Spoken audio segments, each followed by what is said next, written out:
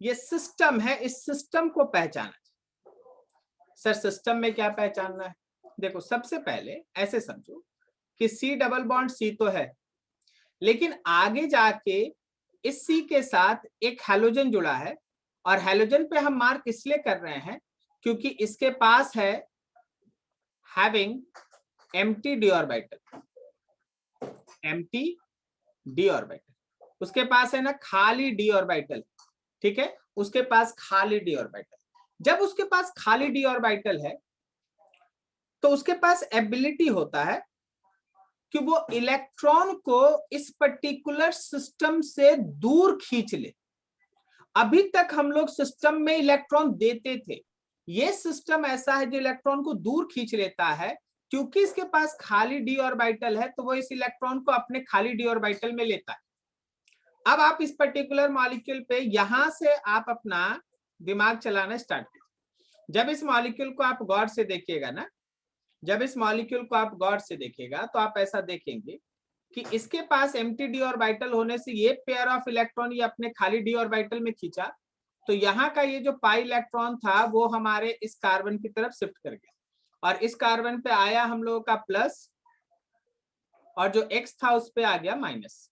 ठीक है, कहने का मतलब अगर हमारे एक्टिव कार्बन के बगल वाले कार्बन पे अल्फा हाइड्रोजन के जगह अल्फा हैलोजन हो, अल्फा हैलोजन हो, अल्फा हैलोजन जिसके पास खाली डी ऑर्बिटल हो, फ्लोरीन होगा क्या? फ्लोरीन नहीं होगा, क्लोरीन ब्रोमीन होगा, आयोडीन होगा, या कोई भी जो हमारे इस इलेक्ट्रॉन को अपनी तरफ खींच ले। तो आप ऐसा बोले ना कि आपके पास अल्फा हाइड्रोजन है तो हाइपर कंजुगेशन है, और अगर आपके पास अल्फा हैलोजन है तो reverse hyper conjugation. Reverse hyper conjugation में इलेक्ट्रॉन को अपनी तरफ हैलोजन खींच लेता है, अपने डी ऑर्बिटल में इलेक्ट्रॉन को खींच लेता है, रिंग से बाहर इलेक्ट्रॉन को खींच के निकाल लेता है। Is this clear? Now example first, जरा गौर करो, CH3 है, क्या ये हाइपर कंजुगेशन दिखाएगा? Yes sir. और CCl3 है, क्या ये रिवर्स हाइपर कंजुगेशन शो करेगा? Yes sir. और CF3 है तो क्या ये इंडक्टिव इफेक्ट शो करेगा? Inductive effect. क्यों नहीं हाइपर कंजुगेशन बोल दिए CF3 में? H नहीं है सर। उसके पास एक तो H नहीं है, और जो हैलोजन है उसके पास खाली D नहीं है, क्या बोलता है? Yes sir. तो जरा सोचो तो, density of electron in ring क्या सबसे ज्यादा 1 में होगा? Yes sir. बोल भाई, 1 में सबसे ज्यादा होगा ना, उससे कम किस में होगा?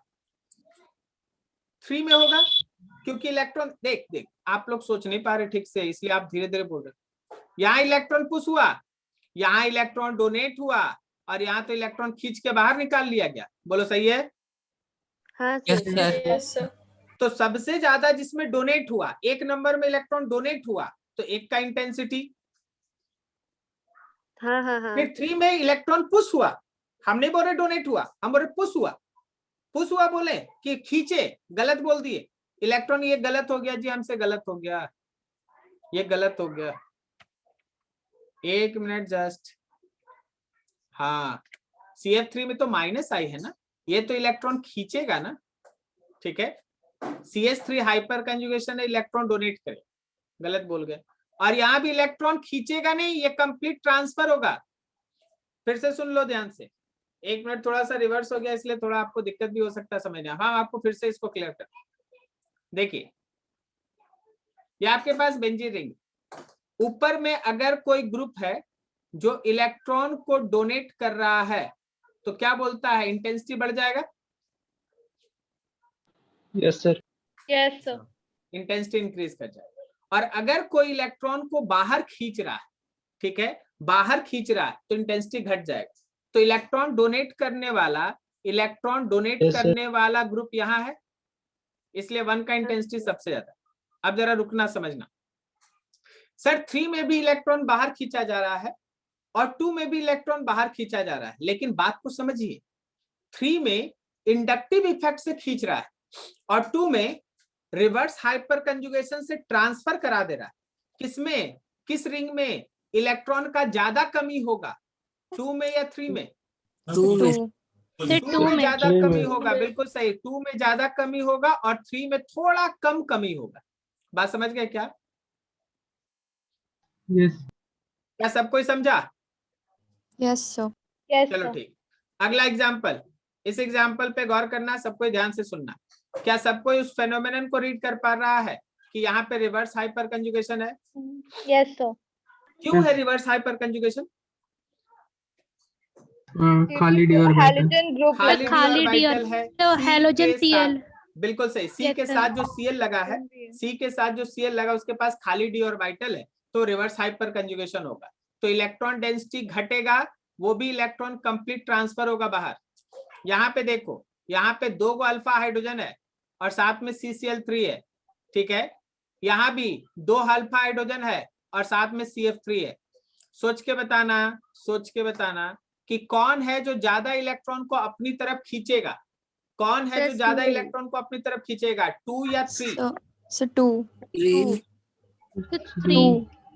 2 खींचेगा। आप लोग शायद ध्यान नहीं दे रहे हैं, ठीक है, आप लोग शायद यहाँ पे ध्यान नहीं दे रहे हैं। यहाँ पे CI3 है, आयोडीन है, गलत बोल गए थोड़ा, ठीक है। हाँ, CI3 है, वो I है, I कम खींचेगा, वो सर I क्लोरीन है, लगा वो। हाँ I है, कम खींचेगा, आयोडीन है, और यहाँ पे Yes, 3 sir, वो फ्लोरीन कम। है, वो ज्यादा खींचेगा।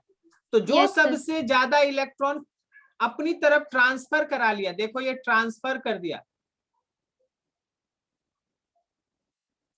देखो ये ट्रांसफर कर लिया, जबकि यहाँ पे -I इफेक्ट, इलेक्ट्रॉन शिफ्ट हुआ, यहां भी इलेक्ट्रॉन शिफ्ट हुआ, तो जो सबसे ज्यादा इलेक्ट्रॉन को ट्रांसफर कर दिया, बाहर की तरफ ट्रांसफर कर दिया, उसका डेंसिटी सबसे कम हो गया। अब बच गया 2 और 3 जो इलेक्ट्रॉन को खींच रहा था, तो जो कम खींचेगा उसमें ज्यादा डेंसिटी होगा। 2 नंबर वाला लो -I शो करेगा और 3 नंबर वाला ज्यादा -I शो करेगा। बोलो समझ में आया? सर ये I वाले में सर CH2I जो लिखे हैं सर, I3 लिखे हैं ना? हाँ बिल्कुल I3। हाँ तो सर उसके पास तो डी ऑर्बिटल है ना खाली, तो उसमें तो ट्रांसफर लेकिन ना हाँ होगा। यही चीज तो समझना है, यही तो समझना है, बिल्कुल सही। सब कोई शायद ध्यान दो फिर से, देखो भाई, अल्फा कार्बन तो यही होता है ना, इसी पे ना हैलोजन होना चाहिए। अब इसके बाद अगले कार्बन के ऊपर अगर आप हैलोजन डाल दीजिएगा तो ये रिवर्स हाइपर कंजुगेशन शो नहीं करेगा, ये उसके जगह पे शो करेगा -I इफेक्ट। बोलो समझ में आया? अच्छा Yes, समझ गया sir. सर। एक कार्बन के Yes, बाद sir. है वो, एक कार्बन के बाद है, मतलब तुम्हारे पड़ोस वाले घर में अगर हैलोजन रहता तो वो शो करता हाइपर कंजुगेशन, लेकिन तुम्हारे पड़ोसी के बगल वाले के घर में हैलोजन है तो वो थोड़ी ना हाइपर कंजुगेशन शो करेगा, वो शो करेगा इंडक्टिव इफेक्ट। बोलो समझा? हाँ सर। Yes sir. क्लियर है सबका? Yes sir. चलो बढ़िया, ठीक है। तो हाइपर कंजुगेशन आप है ना, सब कोई देख लो, ध्यान से देख लो, सबको ये हाइपर कंजुगेशन इसी कार्बन तक पढ़िएगा, ओके, इसी कार्बन तक आप हाइपर कंजुगेशन पढ़ेंगे। उसके बाद अगर आप चले जाएंगे तो आपको इंडक्टिव इफेक्ट का सहारा लेना पड़ेगा, हाइपर कंजुगेशन नहीं। बोलो समझ में आया? Yes sir. Yes sir. आगे बढ़ो। कार्बोकेटायन का स्टेबिलिटी, देखिए जी, ये टॉपिक यही नहीं आएगा, ये थोड़ा आगे भी जब आप है ना रिएक्शन इंटरमीडिएट पढ़ेगा ये टॉपिक दोबारा आएगा। लेकिन हम एक चीज पूछना चाहते हैं, कार्बोकेटायन में जो आपको C का प्लस दिख रहा है, क्या आप इसको एक्टिव कार्बन कहेंगे?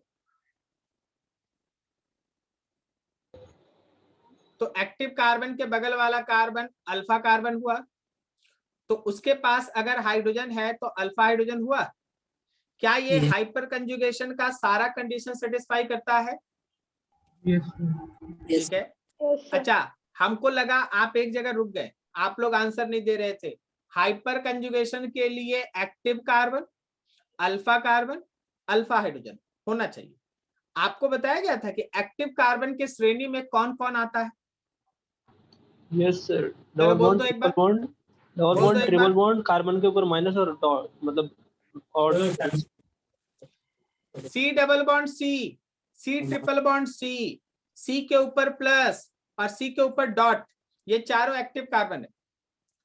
सी के ऊपर माइनस एक्टिव है या नहीं? सर नहीं है भाई, नहीं नहीं है। नहीं है। है, सी के माइनस ऊपर नहीं है, माइनस नहीं है, माइनस नहीं है, प्लस है। ठीक है, प्लस है। तो अभी जब तुम्हारे पास सी के ऊपर प्लस था तो तुम रखेगा ना उसको एक्टिव कार्बन। यस सर, उसके बगल वाला पड़ोसी होगा ना अल्फा कार्बन, और Yes, sir. पड़ोसी का पड़ोसी होगा ना alpha hydrogen. Yes sir. Good. तो यहाँ पे हमारा हाइपर कंजुगेशन का कंडीशन है ना सेटिस्फाई है। तो चलो भाई देखो, बताओ how many alpha hydrogens? Sir एक भी नहीं। गजब वाला, आप कहाँ no no no sir 9। Sir 9, yes sir. 9 alpha hydrogens are there, और आप बोल रहे एक भी नहीं। चलिए अगला देखिए, क्या 6 है? सर 6। क्या 3 है? Yes sir. Yes sir. ठीक है। अच्छा, अगर हम CH3 लिख दें और प्लस डाल दें तो क्या 0 है?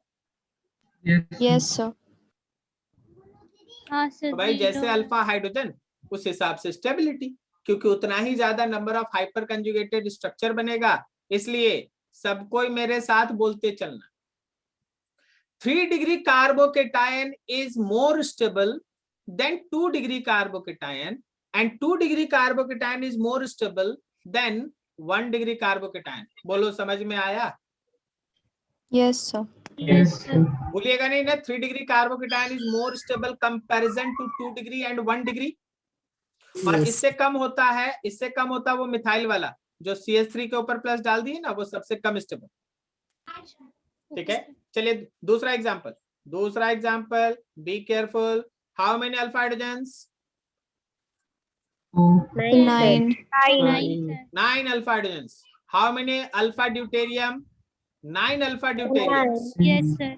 But as we know that कि deuterium will shows less hyperconjugation comparison to hydrogen, that's why deuterium वाला जो 3 डिग्री है वो less stable है comparison to hydrogen वाला 3 डिग्री। बोलो समझ में आया? Yes sir. चलिए अगला, सोच के बोलिएगा कहीं गलत ना हो जाए। ठीक है, ध्यान रखना, ये भी 3 डिग्री है भाई और ये भी 3 डिग्री है। यहाँ भी प्लस छूट गया है, हम दे देते हैं प्लस 3 डिग्री। ठीक है, ये बीच का अंदर रिंग नहीं होगा। हाँ, ये रिंग जो स्टूडेंट बना दिए ना फ्लो में बना दिए। ठीक है, वो रिंग है ना फ्लो में बन गया, ये रिंग नहीं होगा, केवल साइकिल हो। ठीक है, सोच के बताओ, दोनों 3 डिग्री है, बताओ कौन ज्यादा स्टेबल एंड वाई?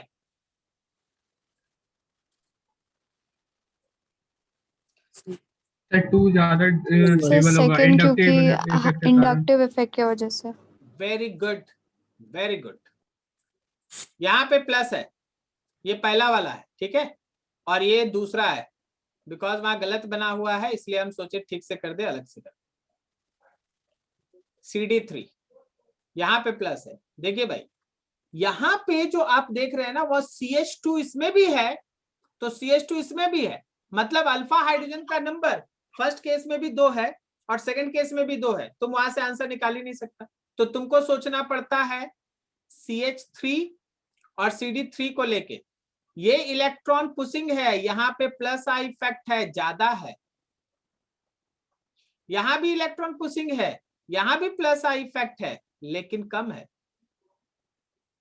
तो जिस केस में ज्यादा इलेक्ट्रॉन पुश होगा, पॉजिटिव घटेगा, स्टेबिलिटी बढ़ेगा। That's why 2 is more stable, 2 is more stable. क्या आप सबको बात समझ में आई? Yes sir. क्या सबको आपको बात समझ में आई? कोई किसी का सुन के नहीं बोलना, अपना आंसर बोलना। बताओ तुम्हारे इस क्वेश्चन के आंसर का बेसिक लाइन क्या है? इंडक्टिव इफेक्ट की हाइपर कंजुगेशन। Inductive effect. अच्छा, दोनों में हाइपर कंजुगेशन क्या है? किसमें हाइपर कंजुगेशन ज्यादा या कम है या इक्वल है? दोनों में सेम है सर। दोनों में इक्वल है। कितना हाइड्रोजन हाइपर कंजुगेशन में कंट्रीब्यूट कर रहा है? सर दो। दोनों में दो हाइड्रोजन है जो हाइपर कंजुगेशन में कंट्रीब्यूट कर रहा है। चलो वेरी गुड। तो रिवर्स हाइपर कंजुगेशन ये सब आपको समझ में आया। अब चलिए हम लोग देखते हैं hyper conjugation in case of free radicals. Free radicals में हाइपर कंजुगेशन। क्या आप मानते हैं कि फ्री रेडिकल वाला भी कार्बन एक्टिव कार्बन के श्रेणी में आता है? Yes, sir. तो उसके Yes, बगल वाला Yes, carbon sir. Alpha carbon है अल्फा कार्बन, Yes, और उसके sir. बगल वाला अल्फा हाइड्रोजन है। Alpha hydrogen. यस तो भाई Yes, पूरा sir. का पूरा तैयारी है हाइपर कंजुगेशन फिर से दिखाने का, ठीक है ना?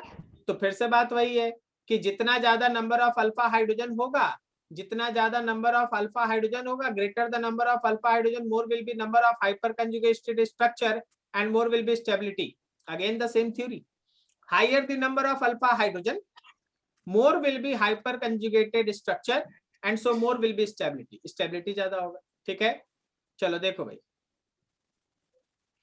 मेरे पास C डॉट है, क्या इसके पास आप भी पता कर पा रहे हैं कि 0 अल्फा हाइड्रोजन है? Yes, Yes, sir. sir. Yes, sir. क्या इसके पास 3 आप सबको समझ में आ रहा है? Yes, Yes, sir. sir. क्या यहाँ 6 आपको समझ में आ रहा है? Yes, Yes, sir. sir. कोई दिक्कत किसी को? No, sir. No, sir. As number increases stability increases, nothing else. कोई दिक्कत किसी को? No, sir. No, sir. नहीं sir. तो देखो भाई, हम लोग हाइपर कंजुगेशन से क्या क्या तीर मारते हैं। सबसे पहले हम लोग तीर मारते हैं और निकाल लेते हैं stability of alkyl carbocation. 3 degree carbocation is more stable than 2 degree and 2 degree is more stable than 1 degree and 1 degree is more degree. Stable then methyl. Methyl. Yes, sir. अगर कहीं कंफ्यूजन होगा तो आप उस समय नए क्वेश्चन के हिसाब से अगल बगल में अल्फा हाइड्रोजन काउंट कर ले। चलिए हम आपको देखते हैं, फंसाते हैं, आप समझिएगा जरा ध्यान से। CH3 bond CH bond CH bond CH3, इस पे प्लस है और यहाँ पे 2 है। फिर एक मॉलिक्यूल है CH3 bond CH bond CH bond CH3, यहाँ पे एक लगा हुआ है CH3 और इसके ऊपर है प्लस। बोलो दोनों में ज्यादा स्टेबल कौन? पहला वाला। Sir, पहला वाला सर। Pehla. फर्स्ट वाला ज्यादा स्टेबल। Very good. कितना अल्फा हाइड्रोजन काउंट किया तुम इसमें? So 5. 5. sir. Yes, sir. 5 Five. Alpha hydrogen count किए। Very good. और इस केस में कितना कर लिए? 4. 4 alpha hydrogen. So alpha hydrogen घटा, इसलिए स्टेबिलिटी भी इसका है ना कम हो गया। बोलो सही है? तो ये चीज करना है। Yes, sir. इसके अलावा दूसरा हम लोग क्या तीर मारते हैं? हम लोग तीर मारते हैं कि हम लोग स्टेबिलिटी ऑफ फ्री रेडिकल निकालते हैं, अल्काइल फ्री रेडिकल का स्टेबिलिटी निकालते हैं। याद रखिए, जब क्वेश्चन आएगा तुमको ये लाइन याद आना चाहिए। कोई न्यूमेरिकल है, कोई क्वेश्चन है जिसमें लिखा है कि बहुत सारा रेडिकल बना दिया, मुझे कौन ज्यादा स्टेबल, आपको याद आना चाहिए कि हाइपर कंजुगेशन से आंसर लगता है। बहुत सारा कार्बोकेटाइन बना दिया, बोला कौन ज्यादा स्टेबल कौन कम स्टेबल, आपको याद आना चाहिए कि हाइपर कंजुगेशन से आंसर लगता है। अब बहुत सारा फिनाइल रिंग है और तुमसे कोई बोला कि किसमें ज्यादा निगेटिव किसमें कम निगेटिव, याद करो हाइपर कंजुगेशन से आंसर लाते। बोलो समझ में आ रहा है? Yes. Yes, sir. और लास्ट एक एप्लीकेशन याद है कि एल्कीन का भी स्टेबिलिटी हम लोग इससे डिसाइड करते हैं, Yes. Yes, sir. ठीक है ना? और एक चीज और, एल्कीन का स्टेबिलिटी और उसका एंथैल्पी ऑफ हाइड्रोजिनेशन, आप याद है 11 का थर्मोडायनेमिक्स? थर्मोडायनेमिक्स में आप सीखते हैं कि अगर किसी अनसैचुरेटेड कंपाउंड को 1 मोल हाइड्रोजन के साथ मिला के उसको स्टेबल कंपाउंड बना दिया जाए तो जो भी एनर्जी का चेंज होता है उसको एंथैल्पी ऑफ हाइड्रोजिनेशन कहते हैं। याद रखना, ज्यादा एनर्जी उस केस में रिलीज होगा, ज्यादा एनर्जी उस केस में जब रिलीज होगा जब एल्कीन कम स्टेबल हो। अगर स्टेबिलिटी कम है तो एनर्जी ज्यादा रिलीज होगा, एंथैल्पी ऑफ हाइड्रोजिनेशन ज्यादा होगा। और अगर एल्कीन ज्यादा स्टेबल है तो याद रखना उसका जब आप हाइड्रोजिनेशन करते हैं तो कम एनर्जी रिलीज होता है, उसका एंथैल्पी ऑफ हाइड्रोजिनेशन कम होता है। क्या आप लोगों को इस लाइन का मतलब क्लियर हुआ? Yes, sir. हायर स्टेबिलिटी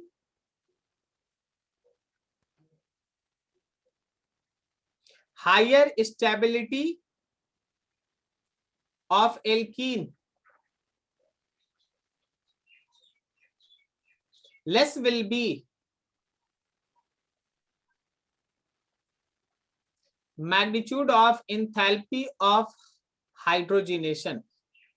अब जरा सोच के बताना, जरा देखते हैं तुमको क्या याद है, कितना अच्छे से याद है। चला देख ले यहाँ पर ये एक मॉलिक्यूल और एक मॉलिक्यूल ये। बताओ 1 और 2 में किसका इंथैल्पी ऑफ हाइड्रोजनेशन ज्यादा या कम? किसका इंथैल्पी ऑफ हाइड्रोजनेशन ज्यादा?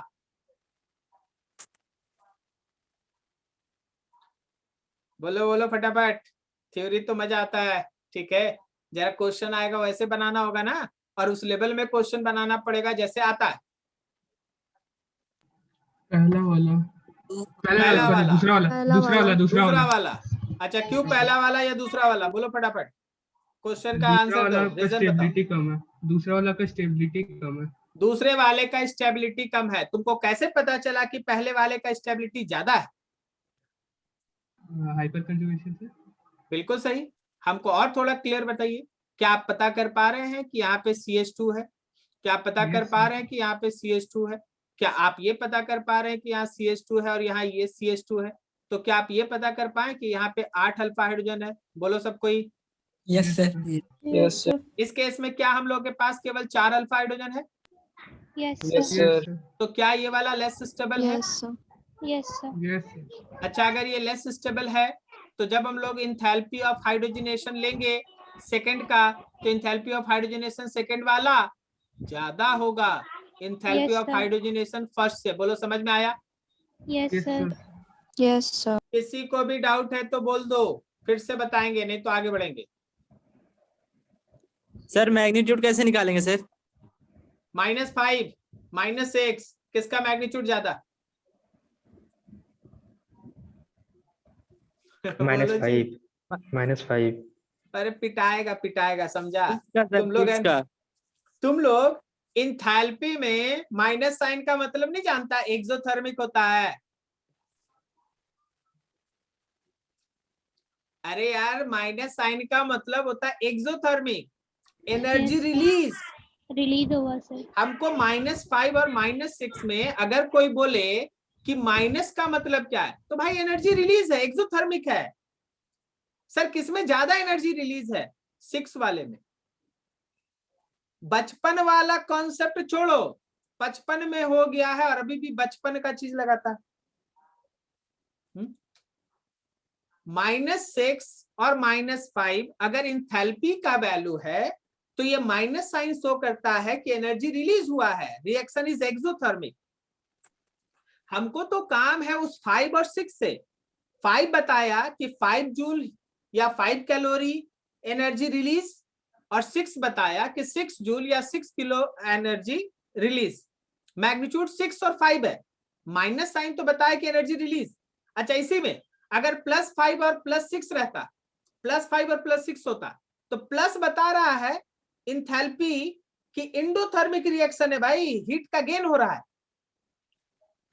किसमें ज्यादा हो रहा है? सर 6 वाले में ज्यादा है, सर 5 वाले में कम। बोलो समझा जी अंकुर? हाँ सर। गुड। किसी और को कोई डाउट? No, sir. चलो भाई, इलेक्ट्रोमैग्नेटिक इफेक्ट तो हम लोग कर रखे हैं पहले, ठीक है। चलो आगे बढ़ते हैं, आगे बढ़ते हैं। एक बड़ा बॉस है ना तुम्हारा, तैयारी का इंतजार कर रहा है। वैसे इस चीज पे हम रुकना चाहेंगे, इस चीज पे हम रुकना चाहेंगे। ये बहुत अलग तरह के क्वेश्चंस का एक तरीका है जिसमें एल्कीन के स्टेबिलिटी पे बताया जाता है। आप अगर गौर करेंगे तो यहाँ भी एक कंजुगेटेड बॉन्ड सिस्टम है, यहाँ भी एक कंजुगेटेड बॉन्ड सिस्टम है, और यहाँ पे आइसोलेटेड है, मतलब वो कंजुगेटेड नहीं है, आइसोलेटेड है।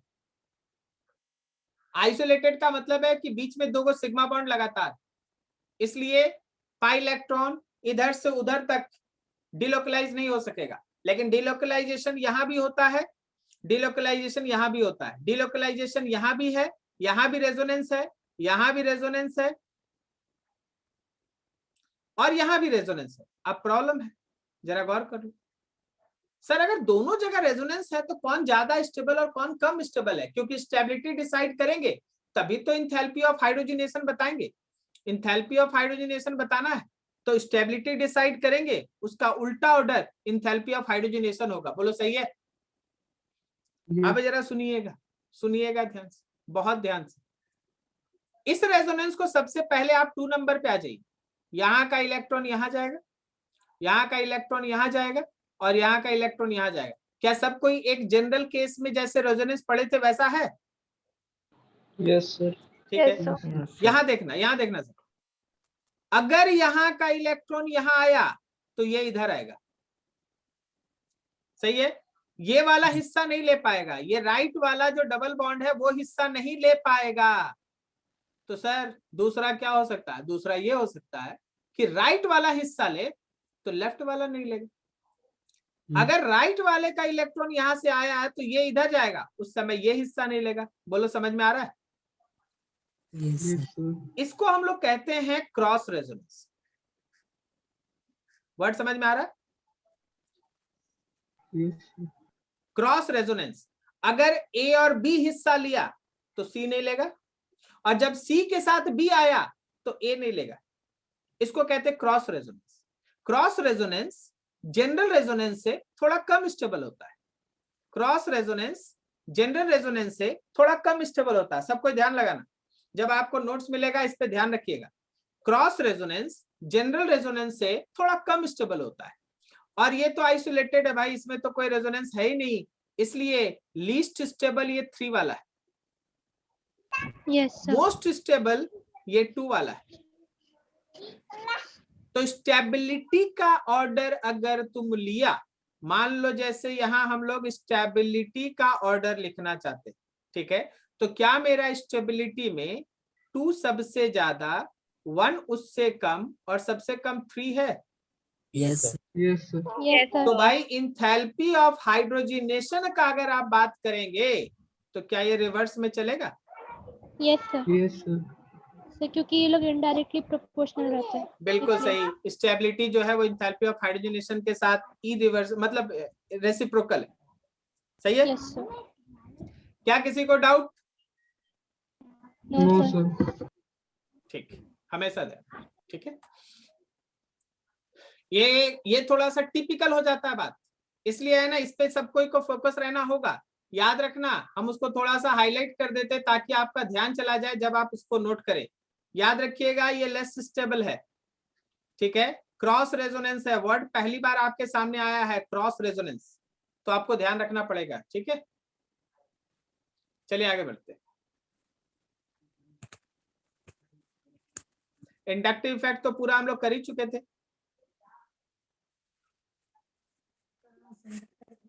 हाँ ठीक है, अब देखो जरा सबसे इंपॉर्टेंट एक टॉपिक जो आपको बहुत परेशान भी करेगा और बहुत इंटरेस्टिंग भी। एक तरह से बोला जाए तो स्लैश करके अगर इसका आप दूसरा नाम लिखिएगा ना तो नाम है रेजोनेंस।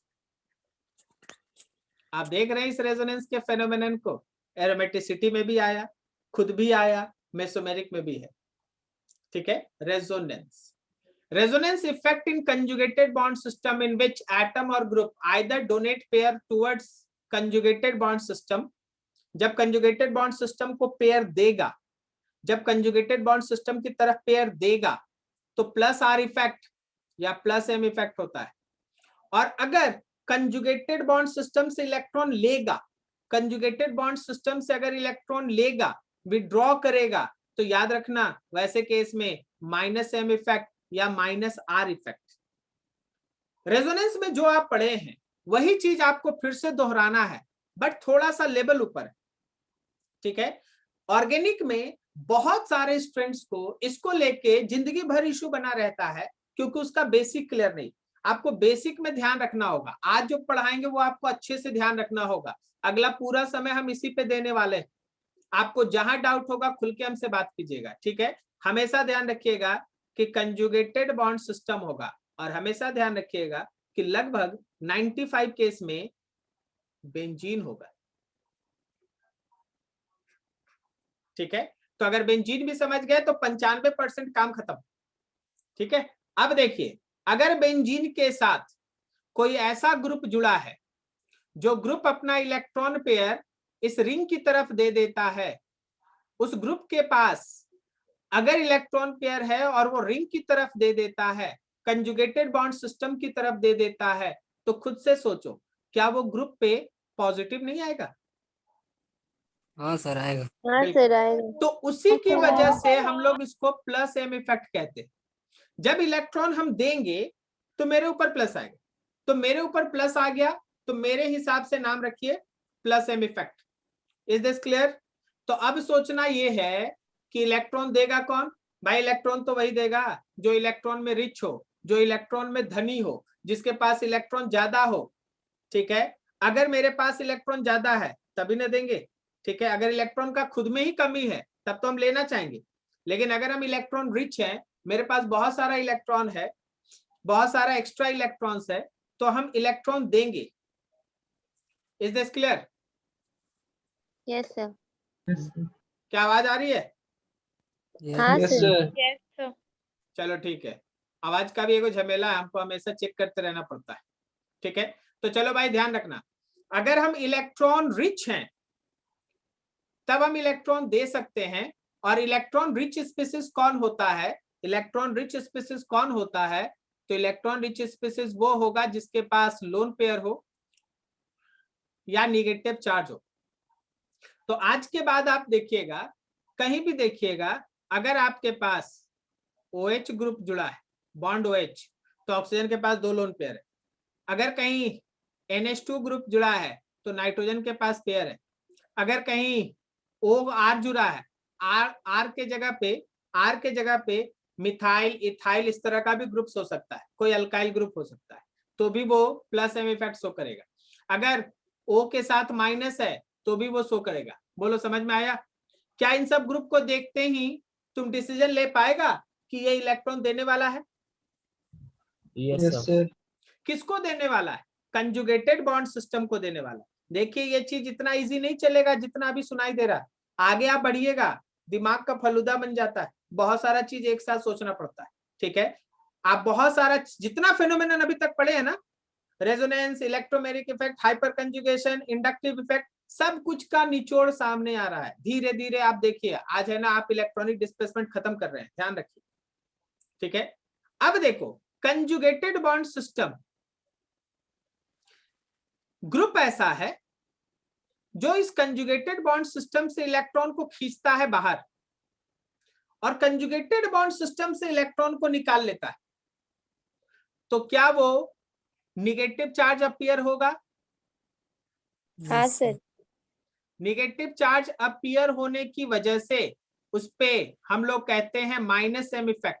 वो माइनस एम इफेक्ट शो कर रहा है, ऐसा हम लोग बोलते हैं।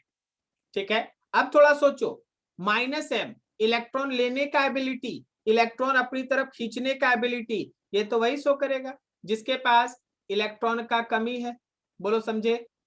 हाँ सर। तो कौन है जिसके पास इलेक्ट्रॉन का कमी है? एक वैसा स्पीसीज जिसके ऊपर पॉजिटिव चार्ज हो, ऑब्वियसली उसके पास इलेक्ट्रॉन का कमी। जैसे अगर बेंजीन रिंग के साथ आप CH2 को, या फिर हम दिखा देते हैं एक बार फिर से आपको, बॉन्ड बना के ही हम दिखा देते हैं। आप बेंजीन रिंग के साथ कार्बन जोड़िए, कार्बन के 2 बॉन्ड में कुछ भी जोड़िए और इस कार्बन पे प्लस लगा दीजिए, तो क्या ये इलेक्ट्रॉन पेयर को बाहर नहीं खींचेगा? हाँ सर। Yes. हाँ सर। ठीक है, तो C+ कोई भी पॉजिटिव बेसिकली यही रहता है, या फिर अनसैचुरेटेड बॉन्ड रखने वाला ग्रुप्स, अनसैचुरेटेड बॉन्ड रखने वाला ग्रुप्स। अनसैचुरेटेड बॉन्ड कहने का मतलब कुछ ऐसा ग्रुप्स चुना गया है आपके पास जिसके अंदर more electronegative element, oxygen basically double bond बना के रखा है। देखो एल्डिहाइड CHO क्या बोलता है? CHO तोड़ के देखो, क्या C डबल बॉन्ड O है? Yes. अगला देखो, क्या ईस्टर का ये ग्रुप देख रहा है C डबल बॉन्ड O? यहाँ देखो नाइट्रो, नाइट्रो को तो पहचान लो, ये तो इतना फेमस रहेगा ना, लगभग हर 2-4 क्वेश्चन के बाद आ जाएगा। नाइट्रो NO2, बोलो नाइट्रो NO2, बोलो सब कोई nitro NO2। NO2 nitro. NO2 nitro. यहाँ देखो ध्यान से, यहाँ पे C के साथ ट्रिपल बॉन्ड N का है, तो ये भी पेयर ऑफ इलेक्ट्रॉन ऐसे बाहर खींच लेता है। ये हमारे पास ओइक एसिड है, कार्बोक्सिलिक एसिड, ये भी पेयर ऑफ इलेक्ट्रॉन ऐसे बाहर खींच लेता है। ओके, तो हमारे पास पहला चीज जो आपके दिमाग में होना चाहिए कि कौन है जो प्लस एम इफेक्ट शो करेगा और कौन है जो माइनस एम इफेक्ट शो करेगा। दोनों को थोड़ा एक साथ दिमाग में बैठाने का कोशिश करो, एक साथ देखो और दिमाग में बैठाने का कोशिश करो। पहला ऊपर से देखो, कंजुगेटेड बॉन्ड सिस्टम के साथ एक ग्रुप जुड़ा है जिसमें इलेक्ट्रॉन रिच स्पीसीज है, जिसके पास लोन पेयर है या फिर निगेटिव चार्ज है। ठीक है, अगर लोन पेयर या निगेटिव चार्ज है, वो इलेक्ट्रॉन रिच है, तो वो इलेक्ट्रॉन डोनेट करता है, और इलेक्ट्रॉन डोनेट करता है कंजुगेटेड बॉन्ड सिस्टम की तरफ, तो उस ग्रुप पे खुद आता है पॉजिटिव, इसलिए उसको हम लोग कहते हैं प्लस एम इफेक्ट। रिवर्स, अगर हम लोगों के पास कोई ऐसा ग्रुप जुड़ा है, हम लोग बात कर रहे हैं यहाँ पर, ठीक है, यहाँ पे बात कर रहे हैं, अगर हम लोगों के पास कोई ऐसा ग्रुप जुड़ा है जो इलेक्ट्रॉन डिफिशिएंट है, जिसके अंदर इलेक्ट्रॉन का कमी है, वो कंजुगेटेड बॉन्ड सिस्टम से इलेक्ट्रॉन को बाहर खींच लेगा। अगर वो कंजुगेटेड बॉन्ड सिस्टम से इलेक्ट्रॉन को बाहर खींच लेगा, तो वैसे केस में हमारे ग्रुप के ऊपर निगेटिव अपीयर होगा, and that's why it is called minus M effect. उसको माइनस एम इफेक्ट कहते हैं। अब कौन ऐसा है जो प्लस एम या माइनस एम शो करता है, तो उसके लिए दो चार्ट आपके पास है। कोई ऐसा जिसके पास लोन पेयर है या निगेटिव चार्ज है, वो इलेक्ट्रॉन देगा प्लस एम इफेक्ट, और कोई ऐसा जो इलेक्ट्रॉन डिफिशिएंट है या पॉजिटिव चार्ज कंटेन करता है, वो इलेक्ट्रॉन लेगा माइनस एम इफेक्ट। बोलो समझ में आया? हाँ सर। Yes, चलिए sir. पहला आपके पास प्लस एम इफेक्ट का एग्जाम्पल है, नाम है इसका फिनॉल। इलेक्ट्रॉन का मूवमेंट देखिएगा,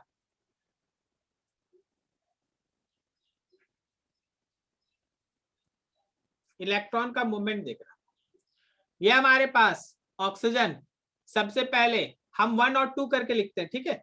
1 लिख देंगे, समझ जाना पहले इलेक्ट्रॉन का ट्रांसफर हुआ, 2 लिख देंगे, समझ जाना सेकंड। देखो जरा, 1 में ऑक्सीजन अपना पेयर ऑफ इलेक्ट्रॉन बगल वाले सिग्मा बॉन्ड को दिया, तो तुरंत बगल वाला पाई बॉन्ड शिफ्ट कर गया है बगल वाले एटम के ऊपर। क्या बोलता है? फर्स्ट स्ट्रक्चर के बाद सेकंड बन के तैयार हो गया। हाँ Yes, सर। Yes, देख sir. लो सब कोई गौर से, O पे प्लस आ गया, हाँ सर। कार्बन पे माइनस आ गया। हाँ सर। हाँ क्या सर। आप इसको रेजोनेंस बोल सकते हैं? हाँ yes, sir. सर। बिल्कुल। और रेजोनेंस में आप पढ़े थे ना कि शुरू में अगर न्यूट्रल है तो हर बार न्यूट्रल होगा। तो शुरू में देखो न्यूट्रल है, तो क्या अगले बार भी न्यूट्रल है? O का प्लस और C का माइनस कैंसिल। हाँ Yes, सर। sir. ठीक है, अब अगला देखना, फिर ये माइनस उतरा बगल वाले बॉन्ड पे, तो फिर से ये बॉन्ड शिफ्ट कर गया एटम पे। बोलो सही है? क्या ये थर्ड स्ट्रक्चर आएगा? हाँ सर। Yes, sir. सब कोई देखते जाओ, किसी को डाउट होगा बोल देना। और एक खुला चैलेंज है, बोलो चैलेंज एक्सेप्ट करेगा? हाँ सर, बोलिए। सब कोई सुन रहा है? हाँ सर, हारने का देख लेंगे बाद में, पहले हारने का देखना ही नहीं है, चैलेंज बहुत सिंपल है। अभी हम ये 5 स्ट्रक्चर बताएंगे, ठीक है। और हमें ना, हमको थोड़ा प्यास लग गया, हम पानी पिएंगे। तुम्हारे पास होगा कि तुम ईमानदारी से बिना सर उठाए ये 5 स्ट्रक्चर बना देना तो अपने कॉपी पे, और जिसका हो जाएगा वो अपने ईमानदारी से बोलेगा सर मेरा हो गया, और हम मान लेंगे, इसमें कोई शक नहीं, ठीक है। चलिए हम फिर से बोल दिए, और आप देखिए ध्यान से, 5 स्ट्रक्चर बनाना है बिना गलती के, ओके। चलो ठीक, अगला देखो। सर वो जो ग्रीन लिखे वो भी? नहीं, ग्रीन लिखना नहीं है, खाली इलेक्ट्रॉन का मूवमेंट बता देना, ठीक है, कहां से अच्छा कहां, ओके ठीक है। ओके। चलो यहाँ देखो, ये 1 में गया, निगेटिव चार्ज उतरा बगल में, तो क्या फिर से पाई इलेक्ट्रॉन शिफ्ट कर गया एटम पे? Yes, Yes, sir. कोई Yes, दिक्कत? sir. थर्ड No, स्ट्रक्चर आ sir. गया। चलो देखो भाई, फोर्थ देखो,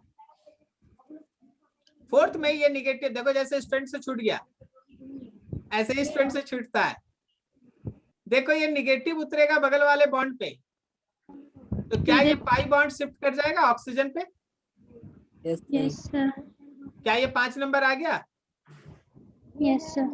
किसी को कोई डाउट किसी में? 1 2 3 4 5? दो सर, कोई डाउट नहीं sir.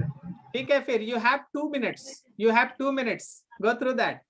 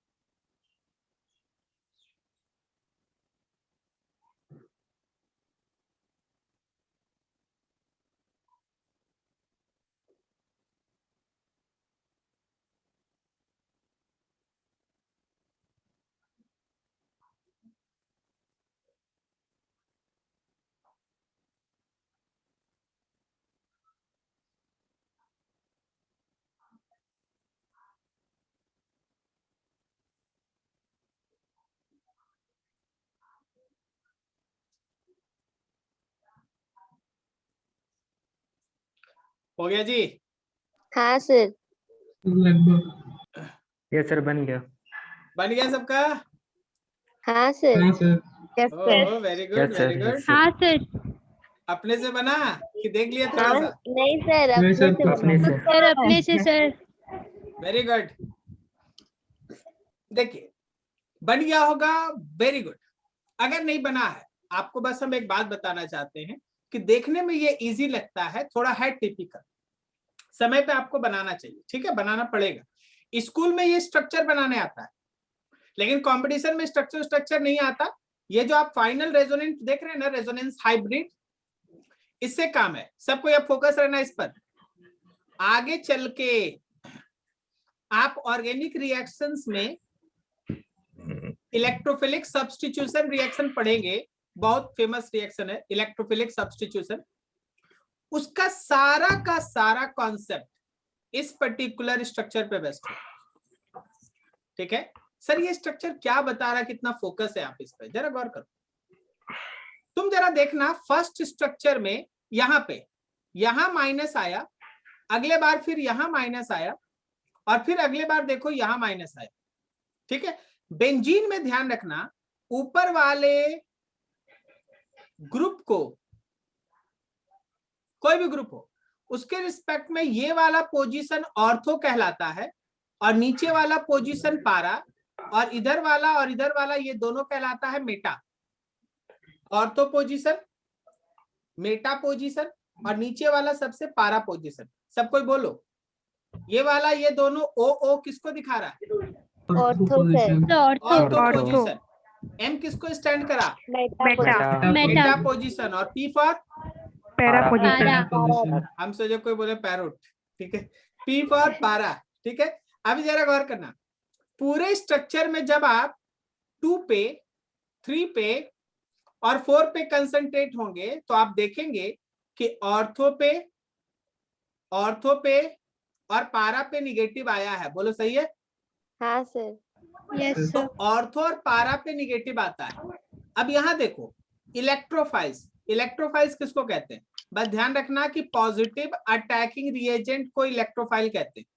ऐसा अटैकिंग रिएजेंट जिसपे पॉजिटिव हो या जिसपे इलेक्ट्रॉन का कमी हो। अब तुम ही सोचो कि जब इस पे कोई इलेक्ट्रोफाइल आएगा अटैक करने जिसपे खुद प्लस है, तो क्या वो अपने से नहीं चाहेगा ऑर्थो पोजीशन और पारा पे जाना? बोलो सही है कि नहीं? हाँ सर। Yes, sir. क्योंकि वहां माइनस डेवलप है, तो इलेक्ट्रोफाइल प्लस है तो वो जाएगा ही माइनस पे। इसलिए देखो क्या लाइन लिखा हुआ, केमिस्ट्री क्या लिखता है, बोलता है कि electrophile attack on ortho and para position पे। बोलो समझ में आया क्या ये लाइन, कि electrophile will attack on ortho and para. Why it is attacking on ortho and para only? Because ortho and para gets negative sign. Yes sir. बोलो समझ में आया सबको? हाँ सर। Yes. ठीक है। उसी तरह अब ये दूसरा एग्जाम्पल स्टूडेंट्स को दिया गया है बनाने, आप भी इस पे प्रैक्टिस करेंगे खुद से, हम इसको बताना नहीं चाहते, बस हम आपको एक लाइन जोड़ दें कि जो ग्रुप है वो इलेक्ट्रॉन रिच है, इसलिए ये प्लस एम इफेक्ट शो करेगा, और यहाँ से ऑक्सीजन वैसे ही इलेक्ट्रॉन पेयर डोनेट कर रहा है जैसे कि प्रीवियस केस में किया था। बोलो समझ में आया? बाकी सब आप ड्रॉ कर लीजिए। सर बोलो, हाँ बोलो। सर, इस स्ट्रक्चर में जो ऊपर वाला है वो ऑर्थो है, और जो नीचे वाला पैरा, और जो इस तरफ है वो मेटा। वेरी गुड, एकदम सही। ग्रुप जिधर रहेगा उसके हिसाब से ऑर्थो ये वाला दोनों मेटा और ये वाला Yes, पारा। sir. ओके, ग्रुप देख के ऑर्थो के डिसीजन। बाद मेटा, अच्छा ऑर्थो के हाँ। बाद मेटा फिर पैरा, अच्छा अच्छा समझ गए तो यही नहीं होता है, वही तो समझिए इसलिए सर। मतलब- ठीक है। अगर दिक्कत हो तो ऐसे मुंडी करे देख लेना, हो जाएगा। अगला देखो, कोई बता सकता है कि ये कौन सा इफेक्ट शो कर रहा है? ये शो कर रहा है minus M effect. Minus M minus M effect. Minus, effect. yes, very sir. Good, very good. तो क्योंकि ये Very good. इलेक्ट्रॉन डिफिशिएंट है। हाँ, इसके अंदर मल्टीपल बॉन्ड है, कार्बन और ऑक्सीजन के बीच मल्टीपल बॉन्ड है। तो अब देखो इसमें भी Yes, बता sir. दे, सबसे पहले pair of electron more electronegative oxygen खींच लेगा। सबसे पहले pair of electron more electronegative oxygen खींच लेगा। आप लोग सबको दिखाई दे रहा है? ठीक है। Yes, sir. सबसे पहले मोर इलेक्ट्रोनेगेटिव ऑक्सीजन खींच लेगा, फिर 2 नंबर में यहाँ का इलेक्ट्रॉन बाहर आ जाएगा। तो क्या बोलता है, ये फर्स्ट स्ट्रक्चर मान लेते हैं, तो सेकेंड स्ट्रक्चर में हमारे इस कार्बन पे प्लस आएगा। प्लस को हटाने के लिए यहां से इलेक्ट्रॉन शिफ्ट करके यहाँ बगल में चला जाएगा। तो फिर देखो थर्ड स्ट्रक्चर में यहाँ पे प्लस आ जाएगा, इस कार्बन पे प्लस आ जाएगा। फिर उस प्लस को हटाने के लिए यहाँ का इलेक्ट्रॉन शिफ्ट करके यहाँ आ जाएगा। तो फिर तुम्हारे पास फोर्थ स्ट्रक्चर, और फिर फोर्थ स्ट्रक्चर में क्या हुआ, ऑक्सीजन अपना पेयर ऑफ इलेक्ट्रॉन नीचे भेजा तो ये वापस यहाँ चला आया और ये बन गया आपका फिफ्थ स्ट्रक्चर। बोलो समझ में आया? हाँ सर। बताओ जरा देख के, और तुम्हारे पारा पोजीशन पे कैसा चार्ज? तो positive. Positive. Positive good. Sir. Positive, positive, positive. Ortho और पारा पे पॉजिटिव। तो भाई अगर कोई इलेक्ट्रोफाइल है जो खुद पॉजिटिव अटैकिंग रिएजेंट है, तो क्या वो मेटा पे जाएगा? Yes sir. Yes sir. समझ पा रहे हो आप लोग? Yes sir. Yes, sir. ठीक है। मतलब अगर कोई इलेक्ट्रॉन देने वाला ग्रुप अटैच्ड है तो ऑर्थो और पारा पे होता है निगेटिव, ऑर्थो पे और पारा पे होता है निगेटिव। बोलो सही है? इसलिए Yes, sir. अगले स्ट्रक्चर को देखिए, क्या आप समझ पा रहे हैं कि प्लस एम इफेक्ट या फिर इलेक्ट्रॉन डोनेटिंग ग्रुप मौजूद रहेगा, तो क्या इलेक्ट्रोफाइल जाएगा ऑन ऑर्थो एंड पारा? हाँ sir. Yes sir. Clear? Yes sir. किसी को कोई डाउट? No sir. आप ये चीज दिमाग में बैठा लीजिए, आपको ऑर्गेनिक में जो पढ़ाया जा रहा है, अगर आप इतना याद रखते हैं, मेरी गारंटी आपको इससे बाहर क्वेश्चन नहीं मिलने वाला। बस आपको वो आना चाहिए जो हम पढ़ा दिया आपको। ठीक है। अगला देखो, minus M effect. Minus M कौन सो करता है भाई? जो इलेक्ट्रॉन को विड्रॉ करता है। Yes sir. इलेक्ट्रॉन विड्रॉ कौन करता है? जो या तो इलेक्ट्रॉन डिफिशिएंट हो या उसके अंदर मल्टीपल बॉन्ड्स हो। बोलो समझ में आया? तो ऑर्थो और sir. पारा पे पॉजिटिव, तो इलेक्ट्रोफाइल जाएगा हम लोग के मेटा पोजीशन पे अटैक Yes, करने sir. के लिए। हाँ sir. Yes sir. Meta director. I hope so किसी को कोई इशू नहीं, कहीं किसी को दिक्कत? No sir. चलो बढ़िया। अब देखो यहाँ पे एक छोटा सा टॉपिक है, हमको देखते पता चल गया ये क्या है, लेकिन हम इसको अभी टच नहीं करना चाहते। आप हमको बताइएगा जब हम थोड़ा आगे पढ़ा लेंगे, इस मेसोमेरिक को खत्म कर देंगे, कि सर आप रेजोनेंस एनर्जी के बारे में नहीं बताए। ठीक है, आपका काम है हमको याद दिलाना। Okay, okay sir. अभी हम पूरा मेसोमेरिक इफेक्ट पे काम, देखो यहाँ लिखे हैं रेजोनेंस एनर्जी डिस्कशन। चलो, लेकिन अभी हम उधर नहीं जाएंगे, अभी हम लोग दूसरा काम करें। हाँ, मेसोमेरिक इफेक्ट में और कंटिन्यू करते हैं, इस पे काम करते हैं। ठीक है, क्या ये स्ट्रक्चर सबको समझ में आ रहा है? अभी बनाए थे भाई, 2 मिनट पहले बनाए थे, आप ही लोग बनाए हैं। Yes sir. Yes sir. अगला स्ट्रक्चर आपको समझ में आ रहा था। फिर आप ये देख चुके हैं कि अगर हम लोग का प्लस एम इफेक्ट रहेगा, ऑर्थो पारा डायरेक्टर रहेगा। देखो स्टूडेंट को 2-2 बार एक चीज बनवाया जा रहा है, so obviously it is very very very very and very important. Okay, now you have a important chart, a slightly typical chart actually। आपको 2 चीज एक साथ है डिस्कस करना है, धीरे धीरे चलना है, एक एक ग्रुप के ऊपर चलना है। हम एक एक ग्रुप लेके चलेंगे। पहले हम आपको पूरा एक साथ दिखाना चाहते हैं कि देखो अभी जो तुम देखने वाला है उसमें तुम 12-13 मॉलिक्यूल को एक साथ पढ़ेगा। देख लो ध्यान से, 15 मॉलिक्यूल है, 15 मॉलिक्यूल तुम एक साथ पढ़ने जा रहा है, ठीक है। अभी दिमाग मत लगाइए कि सर कौन क्या लिखा हुआ है, हम एक एक करके सब एक्सप्लेन कर देंगे। 15 ही नहीं है, थोड़ा 16-17 भी है, 18 भी है, ठीक है। तो 18 है, उसके बाद ऑर्थो एंड पारा इफेक्ट है, वो बाद में चलेंगे, पहले हम लोग ये 18 खत्म करते हैं। बड़ा कर देंगे, जूम कर देंगे, सब दिखा देंगे, लेकिन जरा सुनना ध्यान से। क्या तुमको याद है इंडक्टिव इफेक्ट, मेसोमेरिक इफेक्ट, ठीक है, inductive effect, mesomeric effect, hyper conjugation, क्या ये 3 चीज याद हो गया सबको? Yes Yes, sir. Yes sir. ठीक है, तीनों में बताओ सबसे बड़ा कौन? Sir inductive hyper effect, conjugation, hyper conjugation sir, and hyper mesomeric effect, सबसे बड़ा सर कौन? Hyper conjugation, hyper conjugation. Sir hyper गलत। कंजुगेशन रहेगा। गलत, mesomeric, mesomeric is actually resonance. अच्छा। शुरुआत में लिख दिए थे mesomeric Yes, effect sir, slash yes, sir. Resonance, yes sir. ठीक है ना। तो मेसोमेरिक इफेक्ट है, हाइपर कंजुगेशन है और इंडक्टिव इफेक्ट है।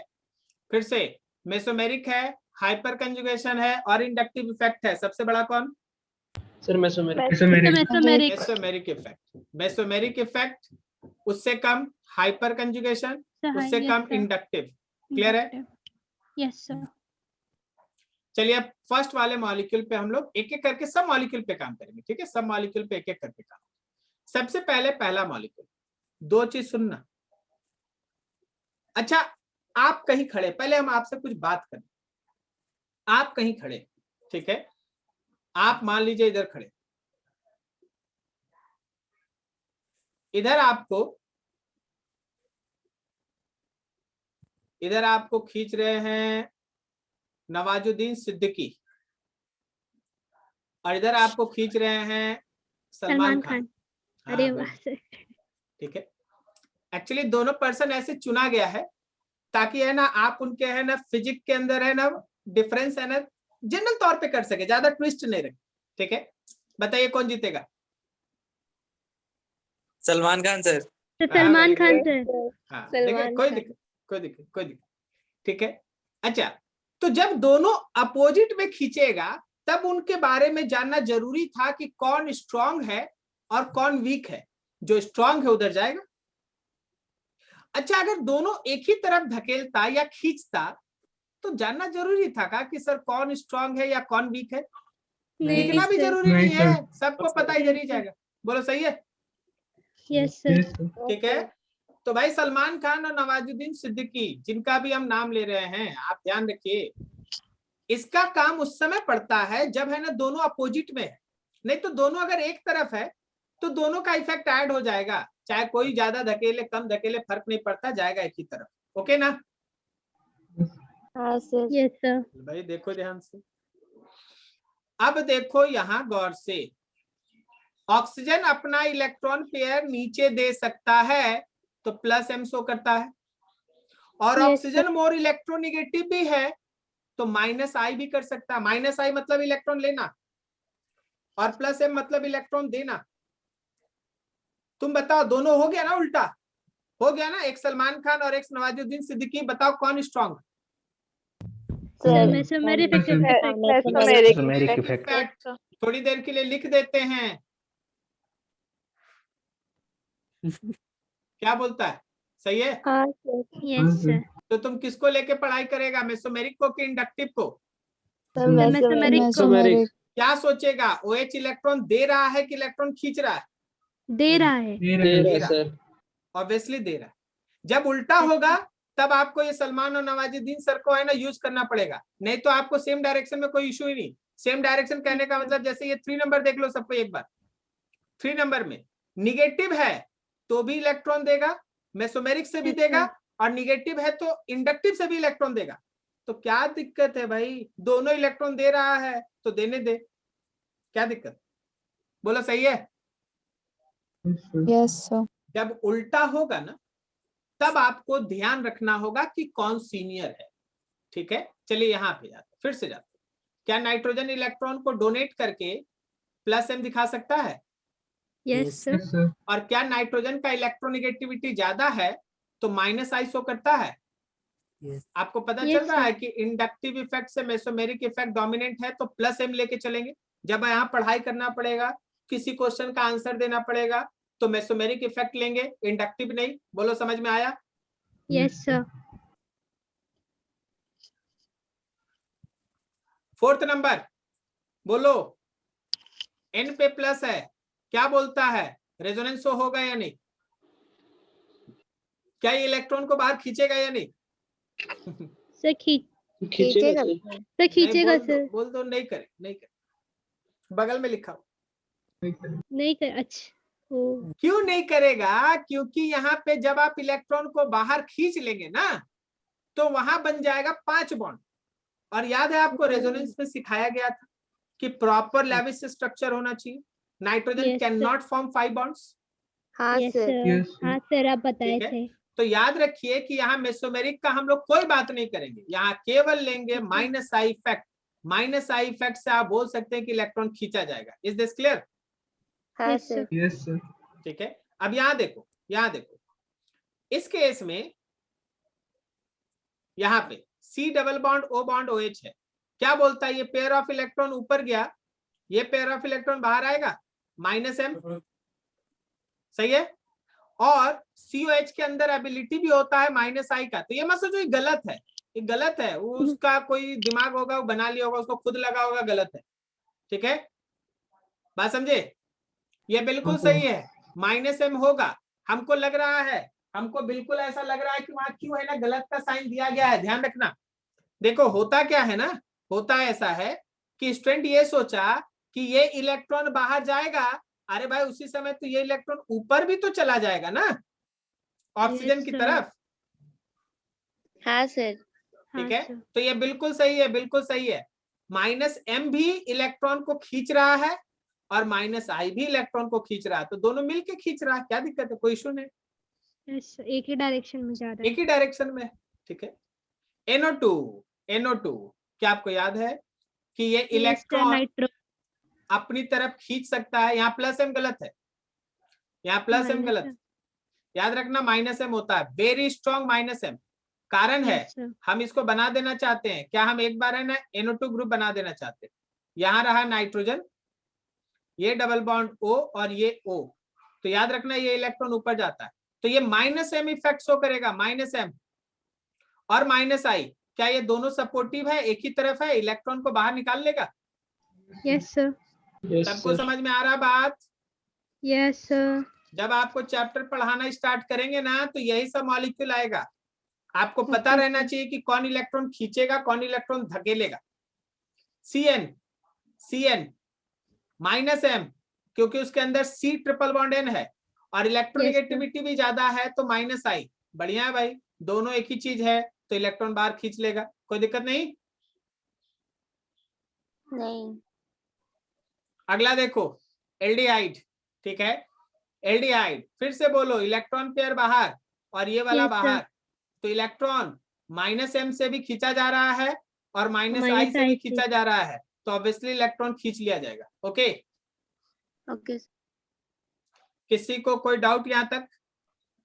No, sir. तो सर ठीक, कुछ और हम लोग के पास है 8-9, उसको देख लेते।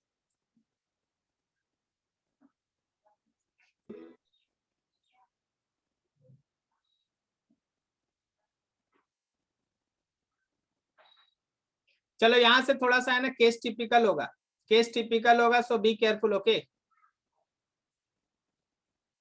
चलो यहाँ ऑक्सीजन आ गया, ऑक्सीजन आ गया। थोड़ा और इसको बड़ा कर लेते हैं ताकि आप है ना अच्छे से इसको देख सके, समझ सके। ऑक्सीजन, ऑक्सीजन का इलेक्ट्रॉन पेयर, क्या ऑक्सीजन इलेक्ट्रॉन पेयर नीचे दे सकता है ना? Yes, जब sir. इलेक्ट्रॉन नीचे देगा तो क्या ये +m शो करेगा? Yes, हाँ sir. हाँ सर। सर। और इलेक्ट्रोनेगेटिव ज्यादा है तो इलेक्ट्रॉन खींचेगा भी, तो Yes. -I करेगा। तो बताओ +m है और -I है, कौन जीतेगा? सर प्लस है। प्लस है। तो ये इलेक्ट्रॉन को डोनेट करेगा रिंग की तरफ कि इलेक्ट्रॉन को खींचेगा रिंग से बाहर? सर डोनेट करेगा। वेरी डोनेट गुड, करेगा। Very good. अब इस ग्रुप को तो एकदम आप ध्यान से देखिए क्योंकि ये है बहुत तगड़ा चीज। पता है ये दोनों जगह देख रहे हैं आप लोग, एक ही जैसा लग रहा है दोनों भाई भाई, हाँ सर। लेकिन जरा गौर करना, गौर करना। कार्बन से जुड़ा है जो फर्दर डबल बॉन्ड ओ है, तो ये इलेक्ट्रॉन को बाहर खींच रहा है, तो भाई -m और -I, ठीक है। लेकिन यहाँ पे अगले मॉलिक्यूल में, नीचे वाले मॉलिक्यूल में ऑक्सीजन से जुड़ा है, तो oxygen Yes, can sir. Donate electron, so it is So is +m। plus M. Yes, sir. Is this clear? Yes, sir. Yes, sir. क्या Yes, दोनों sir. को दोनों ग्रुप समझ में आया? देखने में Yes. एक Yes, जैसा लग रहा है, लेकिन Yes, आपको sir. डिसाइड करना पड़ेगा कि वो किस ऑक्सीजन और कार्बन से जुड़ा है। कार्बन से जुड़ा है जो मल्टीपल बॉन्ड में था, तो वो शो कर देगा -m इफेक्ट। लेकिन अगर ऑक्सीजन से जुड़ेगा तो oxygen is electron rich species, it can donate electron pair towards conjugated bond system, so it can show +m effect. Is this clear? Yes, Yes, sir. sir. भूलोगे नहीं ना अगले दिन? यस सर तुरंत तुरंत बोल रहा तुम लोग। नहीं सर, नहीं भूलेंगे। अगला देखो, नाइट्रोजन, क्या ये दे सकता सर है? वो, हाँ सर, इसलिए +m आया है। +m है। अब नाइट्रोजन को बगल कर दिए, कार्बन को जोड़ दिए, तो क्या ये इलेक्ट्रॉन को निकाल सकता है? Yes, हाँ sir. Yes, sir. इसलिए ये माइनस है। Sir. Is this clear? Yes, sir. हाँ, बोलो क्या बोल रहे हो? No, sir. सर नहीं। अरे अच्छा तो बात है, कितना बढ़िया तो बात कर रहे हैं। चलो आगे देखो, fluorine having electron pairs, okay, but it does not have ability to form double bond or it can show resonance. Fluorine के पास एबिलिटी नहीं है कि वो रेजोनेंस शो कर सके। क्या आपको पता है ये बात? Fluorine can not form double bonds, that's why it can not shows M. So only inductive effect is the basic theory to get any answer. केवल नेगेटिव I इफेक्ट के बेसिस पे आपको आंसर देना पड़ेगा और ये मान के चलना होगा कि इलेक्ट्रॉन को बाहर खींच रहा केवल -I से।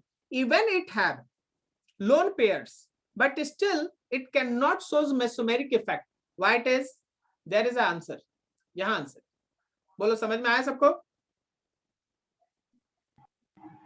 Yes, sir. हेलो, कहाँ चले गए सब? सर यही है। हाँ ठीक है, बोलते रहो। थक गए क्या? नहीं नहीं, सर, सर। आप थक गए। अरे मेरा छोड़ो, मेरा हम थकते नहीं है। ठीक है, चलो अगला देखो, क्लोरीन। ठीक है, Cl के पास ऐसा बॉन्ड्स है, but Cl have ability. Cl के पास देखो सबसे ज्यादा गुण है, सबसे ज्यादा गुण है। देख भाई, -I भी दिखाता है, -m भी दिखाता और +m भी दिखाता है। ये तो अति हो गया, -m और +m दोनों दिखाता है, ये तो बेहद अति हो गया। लेकिन सबका एक रीजन, सबका एक रीजन। ठीक है, -I क्यों? क्योंकि वो मोर इलेक्ट्रोनेगेटिव, इसलिए इलेक्ट्रॉन खींचेगा। -m क्यों? क्योंकि उसके पास खाली d ऑर्बिटल है। आज ही ना पढ़े थे रिवर्स हाइपर कंजुगेशन? आप पढ़े थे ना रेजोनेंस में कि अगर हमारे पास खाली d ऑर्बिटल होगा तो इलेक्ट्रॉन को हम लोग अपनी तरफ खींच पाएंगे। बोलो सही है? Yes, sir. और +m क्यों डोनेट करता, +m क्यों शो करता? क्योंकि इसके पास लोन पेयर, Yes, sir. बोले ना? Electron rich है। Yes, इलेक्ट्रॉन रिच है इसलिए +m, खाली d ऑर्बिटल है इसलिए हम इसलिए लोग का -m। -m, और मोर इलेक्ट्रोनेगेटिव है इसलिए हम लोग का -I।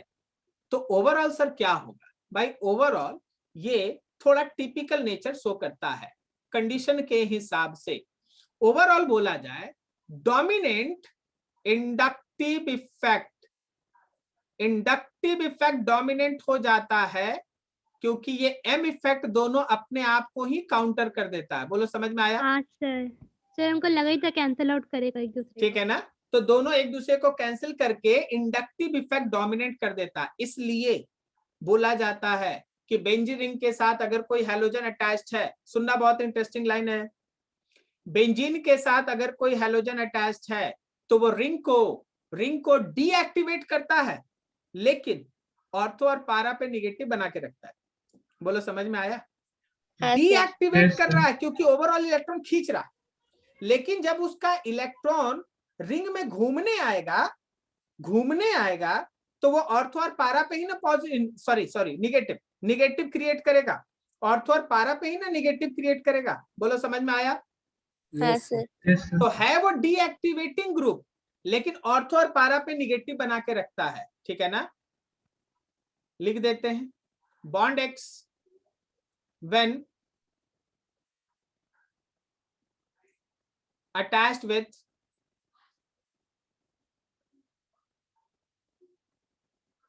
benzene ring, it deactivate ring but increase negative at ortho पारा पोजीशन, ऑर्थो और पारा पोजीशन के ऊपर नेगेटिव क्रिएट करके रखता है। ठीक है, चलो आगे, थोड़ा सा बोलते रहना, सुनाई नहीं दे रहा अब। ठीक है, चलिए, अगर हम लोगों के पास इस तरह का 2 फिनाइल रिंग है तो याद रखना, एक फिनाइल रिंग इलेक्ट्रॉन को पुश करता है, दूसरा फिनाइल रिंग इलेक्ट्रॉन को लेता है, और वो फिनाइल रिंग शो करता है plus I effect, plus I effect. ठीक है, अगला सुनो, अगला सुनो, अगर हमारे बेंजीन रिंग के साथ कोई मिथाइल ग्रुप अटैच्ड है तो methyl group plus I show करेगा और हाइपर कंजुगेशन शो करेगा, प्लस आई शो करेगा और हाइपर कंजुगेशन शो करेगा। क्या क्या शो करेगा, सुन लो फिर से, प्लस आई शो करेगा और हाइपर कंजुगेशन शो करेगा। क्या बोलता है, ये दोनों ही प्रॉपर्टी में ये इलेक्ट्रॉन डोनर की तरह काम कर रहा है। Yes sir, Yes, sir. बिल्कुल। अब जरा इस मॉलिक्यूल को देख के कोई डिसीजन लो, क्या ये हाइपर कंजुगेशन शो कर सकता है? No, sir.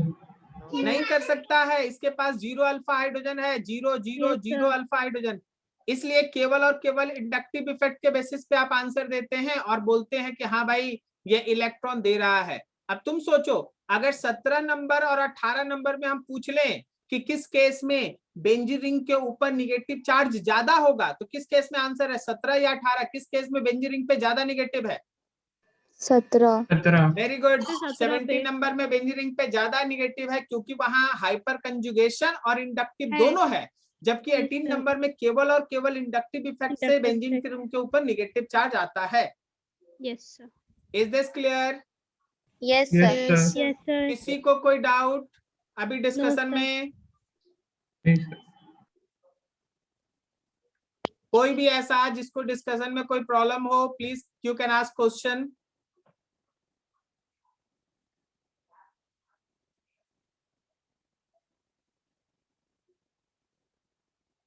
चलो फिर ठीक है, चलो सुनो आप ध्यान से, आज इतना ही रखेंगे। नेक्स्ट इससे आगे बढ़ेंगे। आपका जो 2-3 डीपीपी है वो डीपीपी भी हम आपको धीरे धीरे कवर करा देंगे। अब यहाँ के बाद एक अलग सेक्शन स्टार्ट होगा। ये पूरा का पूरा इलेक्ट्रॉनिक डिस्प्लेसमेंट था, सारा का सारा खत्म हो गया।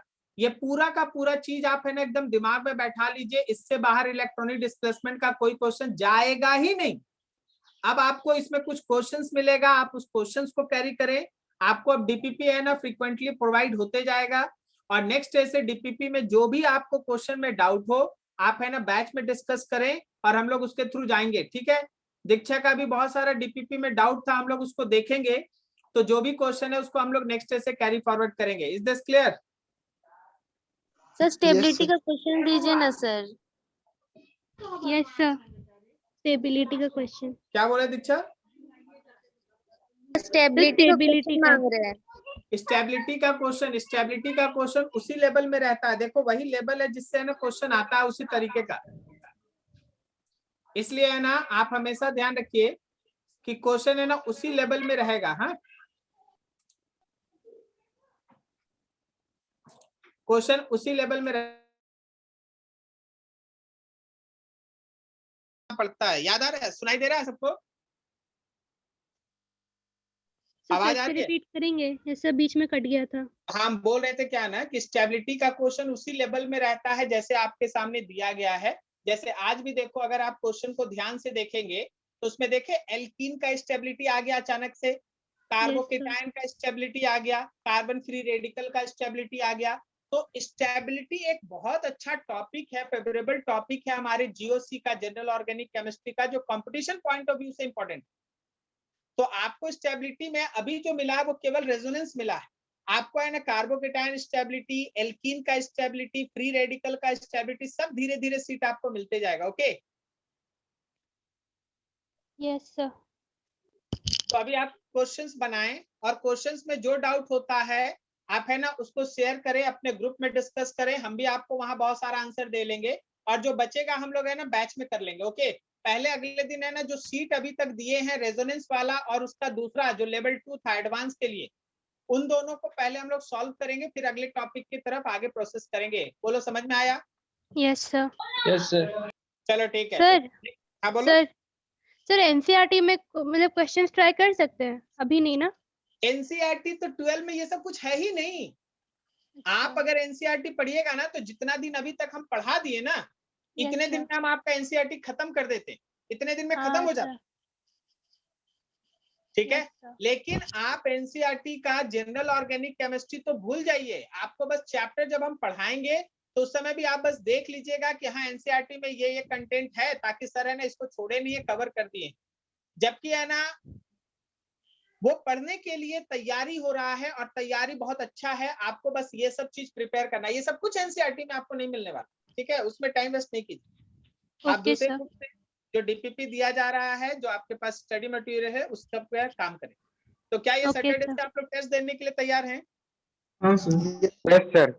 Yes sir. ठीक है, तो आप सुन लीजिए, unit and dimension and vector physics में होगा, केमिस्ट्री में मोल कॉन्सेप्ट होगा, मैथ्स और बायो है ना आपको कल तक है ना आपको उसका सिलेबस बता दिया जाएगा। आपको 2 सिलेबस मिल गया है, unit and dimension and vector physics के लिए, और बेसिक मैथमेटिक्स भी रहेगा, और साथ में है ना केमिस्ट्री में mole concept, stoichiometry. Okay sir तो मतलब ठीक है। 12th का नहीं होगा सर, मतलब 12th के चैप्टर्स का? 2-3 टेस्ट 11 का होगा, फिर 2-3 टेस्ट 12 का होगा, फिर 2-3 टेस्ट 11 का होगा। आपके कंपटीशन में केवल 12 नहीं ना आएगा दीक्षा? नहीं सर। तो हम लोग को दोनों मिक्स करके चलना है। ठीक है, खाली 12 पे नहीं फोकस रहेंगे। 12 तो पढ़ेंगे ही पढ़ेंगे, लेकिन 11 को भी लेके चलेंगे, उसको छोड़ेंगे नहीं। समझे? हाँ सर ठीक है। चलो ठीक है, तो इस बार स्टार्ट कर रहे हैं। होगा ना सर? कौन सा? कल लाइव वाला क्लास होगा ना सर? हाँ होगा होगा, बहुत फेमस हो गया लग रहा है लाइव क्लास। बिल्कुल होगा, ठीक है, कल होगा, और उसी हिसाब से है ना सब अरेंजमेंट भी हो रहा है। आई होप सो सब इस बार है ना कुछ फेल नहीं करेंगे। सर कल क्या होगा सर, कौन सा सब्जेक्ट होगा? कल के लिए है ना अभी थोड़ा डिसीजन ले रहे हैं। अभी जैसे होगा हम आपको ग्रुप में सब इनिशिएट कर देंगे। मोस्ट प्रोबेबली रखिएगा कि केमिकल बॉन्डिंग होगा। मोस्ट टाइमिंग वही रहेगा? हाँ टाइमिंग वही रहेगा? हाँ, टाइमिंग वही 9:30 रखेंगे, क्योंकि बहुतों को दिक्कत हो जा रहा है। उसके बाद अब बात किए थे, अंजलि बोल रहे हैं क्या? आप मैसेज किए थे शायद हम? नहीं सर, हम आस्था बोल रहे हैं। हाँ हाँ, हम आस्था, तो आप ही मैसेज किए थे, आप ही मैसेज किए थे आस्था ना? Yes sir. हाँ, तो थोड़ा सा टाइमिंग तो वही रखना पड़ रहा है, क्योंकि टाइमिंग इधर उधर करने से थोड़ा प्रॉब्लम क्योंकि हो मेरा जा रहा है। अब स्कूल का टाइमिंग भी चेंज हुआ है, 11-10 तक ही होता है सर, अगर उसके बाद भी हो पाए तो। अच्छा, वैसे हम सोच रहे हैं क्या, सुने क्या ना कि कल से तो तुम लोग का छुट्टी हो रहा है। नहीं सर, ऐसा कुछ नहीं है। सर पासवर्ड ऐसा कुछ है। हम लोग को सुनने नहीं आया सर। सर हम लोग टेस्ट है कल से हम लोग मेरा को भी तो। ऐसा सुनने को मिल जाता तो बहुत अच्छा था। अच्छा, तुम लोग को भी सुनने को मिल जाएगा 1-2 दिन में, ठीक है, कि छुट्टी हो गया तो। सर हम लोग का तो टेस्ट चल रहा है राजकमल में। यस सर, अच्छा कल से ठीक, चलते हैं ना उसी टाइमिंग पे 1-2 दिन निकालते हैं। अगर फिर अरेंजमेंट नहीं हो पाया तो फिर देखेंगे, बाकी सब बोलेगा तो बदल लेंगे, इसमें क्या कोई इशू है नहीं। ठीक है, यस सर। ठीक है सर। ठीक है फिर, thank you thank you sir. Thank you sir. Thank you. Sir हाँ बोलो ना। सर बोल रहे 11th का क्लास का नोट्स जो यूट्यूब पे करवाए थे उसका नोट्स भेजें ग्रुप में? एकदम भेज देंगे भाई, एकदम भेज देंगे। आज सुबह से हम अरेंजमेंट में लगे थे, तुम टेंशन नहीं लो, हम तुमको एकदम भेज देंगे। घर का एड्रेस दे दो, हम कुरियर भी कर देंगे, टेंशन नहीं। ठीक है, चलो थैंक यू।